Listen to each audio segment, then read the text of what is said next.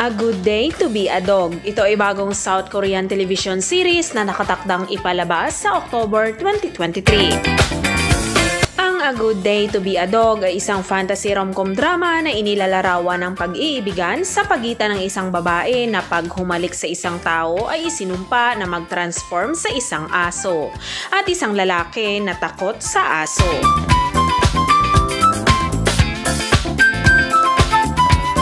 Si actress Park Yoo-young ay gumanap bilang Han Hye-na, isang guro sa high school ng Korean language na nagiging aso kapag humalik.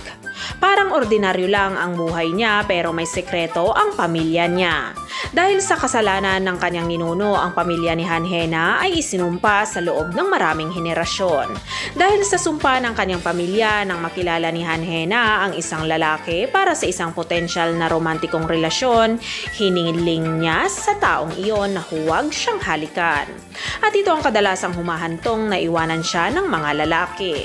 Ngunit isang gabi nalasing si Han Hye-na at hindi sinasadyang hinalikan niya si Jin Si-won. Habang si actor Cha Eun-woo naman ay gumanap bilang Jin Si-won, isang guro sa matematika sa high school na naging takot sa aso dahil sa nangyari sa kanya noong bata pa siya.